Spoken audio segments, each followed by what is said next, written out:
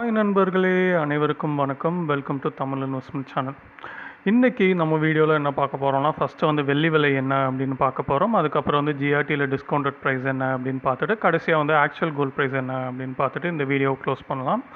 இன்றைக்கி பார்த்தீங்கன்னா வந்து கோல்ட் ரேட் வந்து முதல் முறையாக வந்து 35,000 கீழே டிஸ்கவுண்டட் ப்ரைஸ் போயிருக்கு. ஸோ கடந்த 6 மாதத்தில் இதுதான் இருக்கிறதுலே வந்து lowest price. Okay, so first வந்து சில்வர் ரேட் என்ன அப்படின்னு நான் சொல்கிறேன். ஒரு கிராம் வந்து 74 ரூபா 30 பைசா, ஒரு கிலோ வந்து 74,300 இன்றைக்கி ரேட்டு. ஸோ ஜிஆர்டியில் இன்றைக்கி டிஸ்கவுண்டட் ப்ரைஸ் பார்த்தீங்கன்னா 24 கேரட் ஒரு கிராம் வந்து 4,687 ரூபா, 22 கேரட் எடுத்துட்டிங்கன்னா 4,340 ஸோ இன்றைக்கி முதன் முறையாக வந்து 35,000 கீழே வந்து தங்க விலை போயிருக்கு. இன்றைக்கி ஒரு சவரன் ஜிஆர்டியில் வாங்கினீங்கன்னா 34,720 ஸோ நிறைய பேர் சொல்லலாம் செய்கூலி சேதாரமும் சேர்த்து அதிகம் வரும் அப்படின்னு சொல்லிட்டு. ஆனால் வந்து ஆக்சுவலாக வந்து இன்றைக்கி 35,000 நீங்கள் இன்றைக்கி ஜிஆர்டியில் போய் நகை வாங்கினீங்கன்னா 35,000 கம்மியாக வந்து வாங்கலாம்.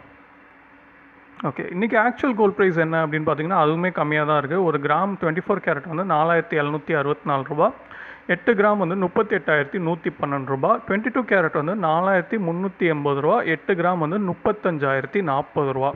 ஸோ இன்றைக்கி நைட்டும் யூஎஸ்டியில் வந்து கோல்ட் ரேட் வந்து குறைஞ்சது தான். நாளைக்கு ஆக்சுவல் கோல்ட் ப்ரைஸே நம்மளுக்கு 34,000 ரேஞ்சில் வர்றதுக்கான வாய்ப்புகள் அதிகமாகவே இருக்குது.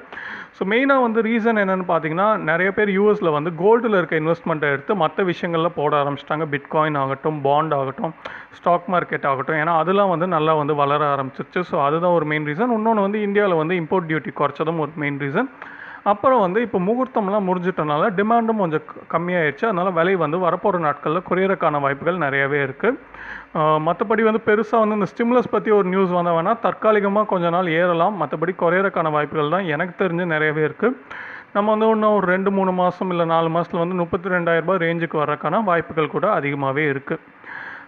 ஸோ நான் எனக்கு தெரிஞ்ச ஆகஸ்ட்லேருந்து வீடியோ போட்டுட்ருக்கேன். அப்போலேருந்தே சொல்லிட்டு வரது தான் குறையும்னு சொல்லிட்டு கடைசியாக வந்து நம்ம வந்து 34,000 பார்த்துட்டோம். இன்னும் கொஞ்சம் பொறுமையாக இருந்து 32,000 பார்ப்போம் அப்படிங்கிறது தான் என்னோடய நம்பிக்கை. ஸோ பார்ப்போம் என்ன நடக்குதுன்னு. உங்களுக்கு எதுவும் சந்தேகம் இருந்தால் கமெண்ட் பண்ணுங்கள். நான் முடிஞ்ச அளவுக்கு வந்து ரெஸ்பாண்ட் பண்ணுறேன்.